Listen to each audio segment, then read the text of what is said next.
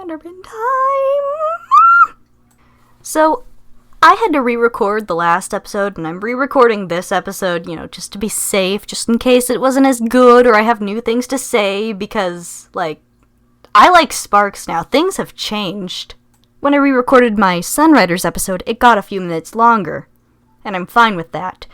But if this video gets a few minutes longer, it'll be more cost-effective, time-effective, to just do a commentary over the episode. Yes, the previous version of this recording was 17 minutes long, because I have a lot of feelings about Mandarin. But yeah, evil dictator that isn't Skeleton King time. The team needs to work on some things. And Tari, being as teacherly, fatherly, leaderly as ever, assigns the entire team, including himself, homework. Come up with one new move. Seeing as moves kind of come and go in this series, I don't think they stopped doing this. Except for Chiro. He has a standard moveset and a bunch of unnamed hand-to-hand combat things.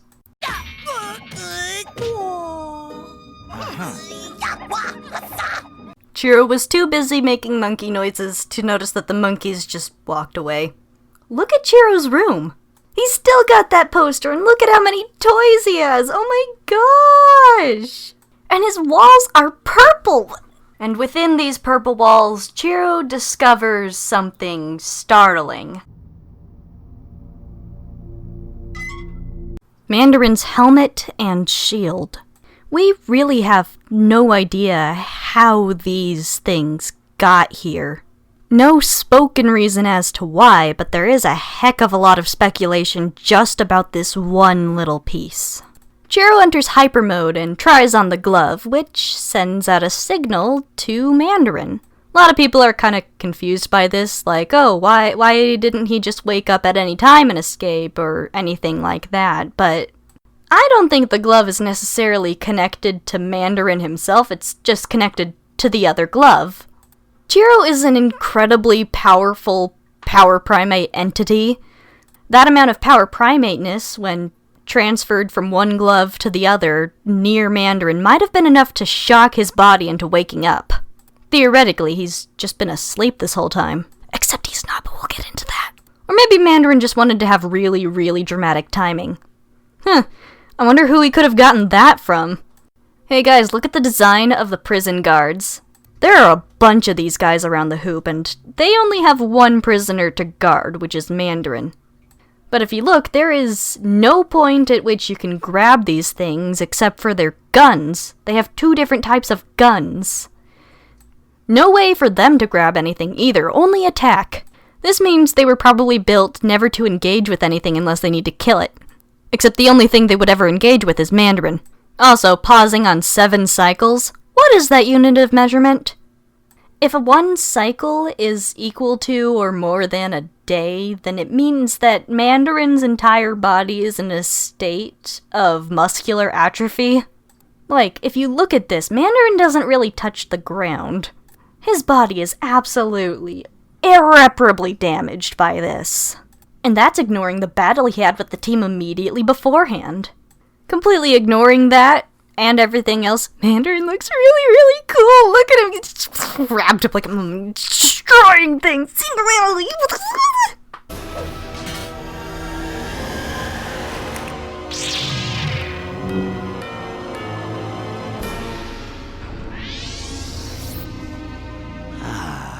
He returns at last. Look at Skeleton King. He's so happy that his little baby monkey boy is finally up from his long, long nap. Otto, please begin. Ah yeah, show and tell. Alright monkeys, do some shenanigans before we get into world building and some very, very distressing things. I have no idea where Otto goes after this. He's just gone. Sparks. Beep! That moment in Planetoid Q actually meant something.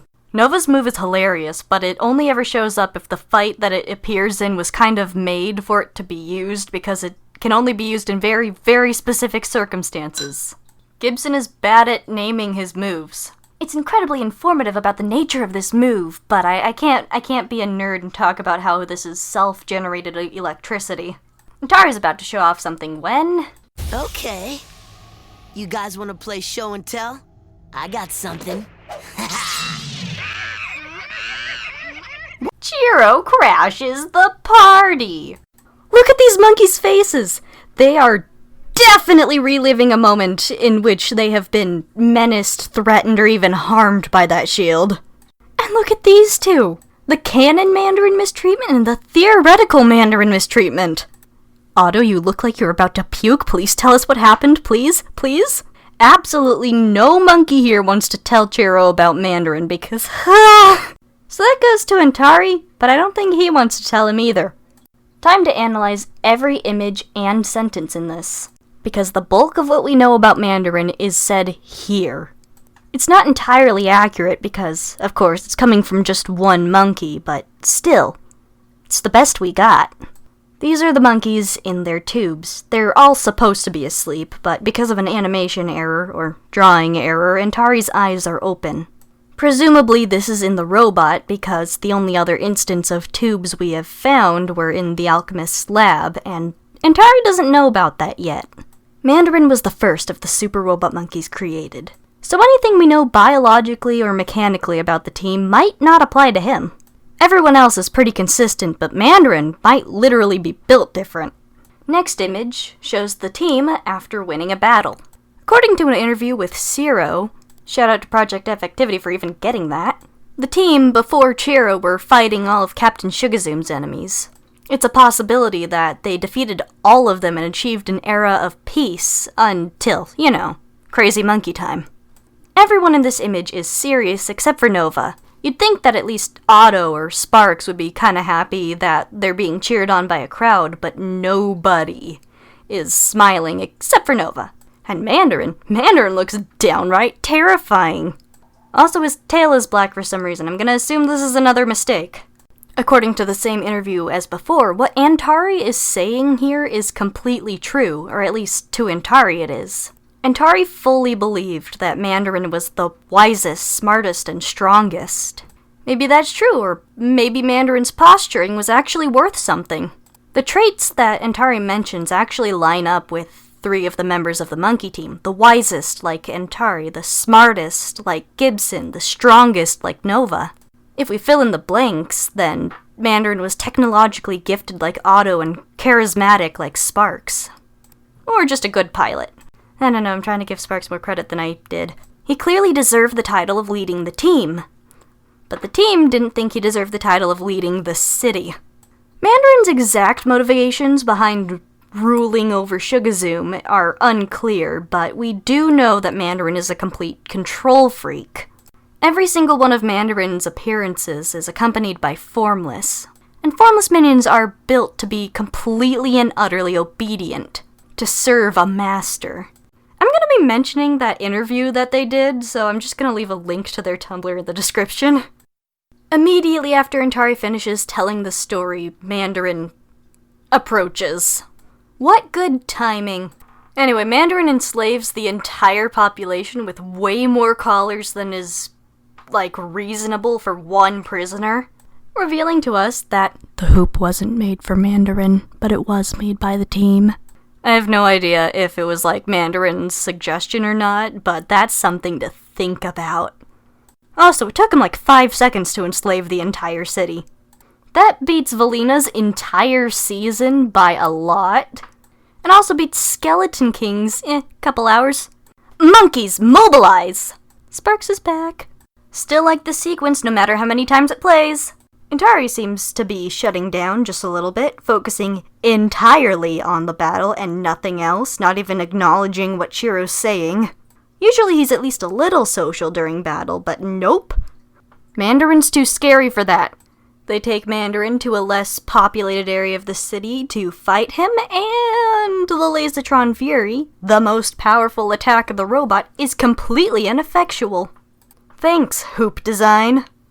Yeah, Mandarin takes out the entire robot in 15 seconds here. The only other villain who's managed to disassemble the robot this quickly, probably a little faster, was VX-808. the planetoid-sized robot. Yeah, Mandarin's way too powerful right here. Chiro leaves the robot to confront Mandarin first. The exact reason behind this is somewhere between he doesn't know Mandarin and drama. And here we have the big reveal of both Mandarin's voice and Mandarin's appearance. Why? You're just a boy. Mandarin is about as shocked about Chiro as we are of him. Every single word Mandarin says here reveals something. Mandarin wasn't expecting a human child to replace him, but he was expecting to get replaced. Whether the human or child part was more surprising to him is unclear. Also, his weapons take the power primate to use them. Chiro just kind of figured it out. It also appears to be uncommon for a human in particular to be learning the power primate. You know, despite humans being a type of primate. Maybe it's a bit more natural for the more monkey side of the primate family tree. Then you should recognize this move. Monkey Mind Frame! Actually, Mandarin, he wouldn't recognize this. This is the first time it's been used in the series. The rest of the team finally works up enough courage to face Mandarin, yeah, that's understandable, when Chiro passes out from psychically loud noise. For a single moment, Antari and Mandarin mirror each other. Two incredibly skilled monkeys in terms of the power primate, who once trained together on Kerala Doll. Only for that to end very, very quickly with the help of Mandarin's new gadgets and gizmos. How I have dreamt of this moment. I'm sorry, you've been dreaming? Countless fantasies played out in the black sleep of stasis. You've been fantasizing? Apparently Mandarin has been awake enough to be able to think at least a little bit while asleep. Comas and stasis, like what he was kind of in, reduce you down to your lowest level of brain functioning. Your brain may be doing things, but it's literally just keeping you alive. Him being able to think and dream means that they didn't knock him out hard enough, and they've just locked him in his body for God knows how long. That's absolutely horrifying, team. No wonder Mandarin's mad at you. All that planning he's been able to do leads to an almost perfect city takeover. Now that's a noise. Did he hear that? Chiro finally wakes up and... No, the proper question is, where are my monkeys? My monkeys? Does Skeleton King know his past? Does Mandarin know? Did Skeleton King tell Mandarin? Is that why he's so smug about working it with Skeleton King? In any case, that's foreshadowing. Mandarin slightly disobeying Skeleton King here and not getting punished for it kinda makes this actually look like it's an equal partnership and not just a master and a servant. We all know Skeleton King is not on equal grounds with anybody. Here, Mandarin tries to convince Chiro to convert to the dark side, because they have cookies, obviously. Here, Mandarin kind of assumes that Chiro is a lot like him, and they are very similar, but not in this little spot. Chiro's main goal as a superhero is to protect people, while Mandarin's was a bit closer to having power. I feel like if Mandarin threatened the lives of either the monkeys or the citizens of Shugazoom, Chiro would have given in. He'd be the reluctant protege of the evil monkey. That's a fun AU for y'all to think about, because that didn't happen.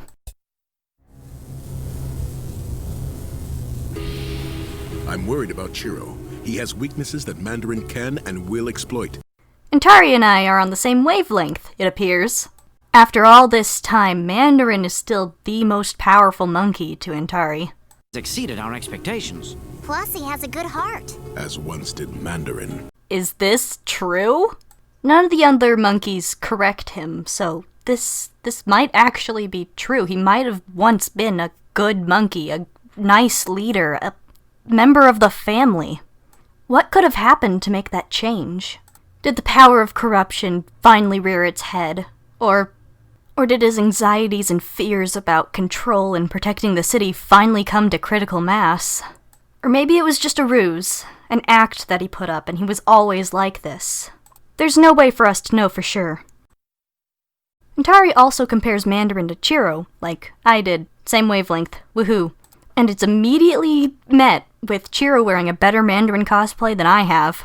There are a lot of parallels between Mandarin and Chiro, but there's enough examples of them being both exact opposites in a parallel way and very similar that I'm going to simply leave it at I'll make a video about it. I will say that I have reason to believe that Mandarin doesn't know how to swim. Hey Mandarin, why did you give the helmet to Chiro? Your brain is exposed. Not that it matters. Mandarin is way too skilled for this. He's incredibly familiar with the team's entire moveset, either having taught it to them, or been fighting with them long enough to just have it memorized. Now here, Mandarin specifically says brothers, and I could take that discussion in a lot of different directions. Is he purposefully excluding / misgendering Nova, or is it just a more dramatic way to say my former team? Does he mean literal brothers, as in they are genetically related and raised together, or is it just found family? I hope it's not the former, because I'm a shipper and I also know what happens in the series finale. Anyway, Mandarin transitions right into being very, very creepy, and is luckily interrupted by Skeleton King changing his mind. Mandarin, send the boy to me. The monkeys will soon be yours as Sugar Zoom is mine, as we agreed. He belongs here at my side. As what? A reflection of yourself? You insolent fool. Hey, Skeleton King and I are on the same brainwave! Ah, yeah. Yeah, a good / reformed Mandarin would just be Chiro if he was more grumpy. Maybe he'll go through an emo phase and give Intari flashbacks. Once again, Mandarin is confident enough to talk back to the emissary of the Dark Gods? Mandarin never, after this, he never talks back to Skeleton King again. He fears him. What happened to this monkey? Hey. Huh? I gotta make a compilation of Mandarin noises. Chiro uses Mandarin's sword one other time besides this, and in that time he uses it offensively. And this time he just uses it to escape. Chiro is a much more peaceful Mandarin. And he still has the shield! Chiro, of course, escapes. And Skeleton King was definitely expecting him to. That little bit in between calls, he was probably just waiting to see what the two orange boys will do. Would Chiro give in? Would Mandarin kill him? If Skeleton King can see the future, then there were a lot of places where this could diverge. In any case, Mandarin gets 5 new minions. In the same colors as his old ones. I mean, the team. Haha. That's a tasteless joke. He definitely wanted them to be mindless slaves at some point. Monkey time, monkey time, monkey time. Anybody seen some monkeys about yay big? Fun fact, that's actually how tall they are. In the same interview as I mentioned before, Ciro was asked, how tall are the monkeys? And he gestured vaguely like that. And it came out to about 1.5 feet tall. Makes a bit more sense than the almost 3 feet from the Monkey Bull cards. That's just too big. We knew we could count on you. Of course, when Nerva says we knew, she means that by calculating the probabilities of a rescue due to your training, statistically we could assume that We could count on you. Gibson, stop using big word. Yes, probabilities, calculations, big words, auto-save us. I like that Intari is good enough to admit the fact that he actually doubted Chiro instead of just, ignoring that. Because he really doubted Chiro. He's fine with it, though. That means it's U-turn time. Back to Mandarin to kick his ass. That being said, with all the muscular atrophy, I don't think he has one anymore. Wait, Mandarin, that radar is the only thing you're looking at. Why do you have just a blank red screen on? Oh. Mandarin is scared of the dark. The only reason to have that screen on when you're not using it is to light up the room or provide mood lighting. This little guy had his eyes closed for so long that he's scared of the dark. Mandarin uses his legs. The team is ready to throw down. Hyperformless, appear! Hyperformless? That is so messed up. Hyperforce, go! Hey, those two use the same voice effect. Also, hyperformless. I turned these guys into OCs. Look at them, they work at the circus. The first true fight scene of the episode isn't going well. I'd really like to know if Mandarin specifically programmed these forms for the hyperformless, or if the formless are interpreting their instructions and information themselves. Did Mandarin specifically say that Antari's moveset is not very good at dealing with projectiles? Or did they see the moveset and come to that conclusion themselves? I want to say it's both, because I think it would be cool if formless were that smart, but also I think it would be really funny if Mandarin once saw Otto get absolutely decked by one of his inventions. Though, this is Mandarin's first little misstep, is assuming that the monkey team hasn't changed at all since he left. That's mostly a pride thing on his part, but him bragging about it to Chiro kinda changes the tide of the entire battle. Mega Monkey Paw. Whoa. Whoa, indeed, Chiro. Give up, Mandarin. You're outnumbered. Am I? Excuse me? Hello? What? Huh? What? Okay, there's a lot of things here that we need to tackle. 1. Why didn't he do this earlier? Either because pride, or he still cares about the monkey team a little bit. Why did he put this in there in the first place? Anxiety? Suspicion? A need for control? Maybe it's something that was already there that he decided to reprogram so that he controlled it. Also, why is Otto still standing? I've got a whole thesis on Otto's brain and how it is more resistant to direct mind control and less resistant to emotional mind control. This is an example of direct mind control. Anyway, with the team down, it's a one-on-one between the two orange boys. And Chiro proves to be infinitely creative. That up. This is your last chance, boy. Look at them down there. You are better than any human. Even now, Mandarin wants Chiro on his side, but at this point, he has no chance. The way they're standing there is no mistake. Chiro is now looking down on Mandarin. I mean, Mandarin's a tiny monkey, of course he is, but Mandarin can float. He could go to eye level with Chiro, but for now he's not. I got 5 super robot monkeys backing me up. We reprogrammed that backdoor a long time ago. All you did was reboot our systems. Woo, the team's back! It must be pretty deep in their programming if they weren't able to reprogram it to make it completely ineffectual. They had to make it so that it reboots their system instead of shutting it down. Like, that's almost making me suspect that it was something just in there in the first place. The team beats him up Powerpuff Girls style, and Mandarin reveals... One day, you will find out how much more you are. The prophecy. Not completely, but he hints at it. I'm about 80% sure that this scene right here is the only reason that Chiro doesn't have a jetpack until the next episode. Mandarin escapes, but he doesn't have any powerful gadgets, so it's counted as a victory. The city is saved by the team once more. The robot is no longer being forced to hold up the hoop, it's holding it up in victory. But we're not done yet. We're not even close. We cut to Mandarin. His escape pod crash-landed on somewhere else? Is it Ranger 7? No, that may be the closest place to land, but I don't recognize that planet. This must be the Citadel of Bone. Skeleton King approaches Mandarin physically, like he gets up and walks there. That honor is bestowed upon pretty much nobody else. You gotta come to him. You have a destiny. The time to fulfill it has come. A destiny, you say? How far back does that go? Was Mandarin destined to betray the team? Was it part of the prophecy that all the monkeys knew? Or is this simply Skeleton King referencing their inherent connection? Or even straight up lying? Evil one, teach me, and I will learn.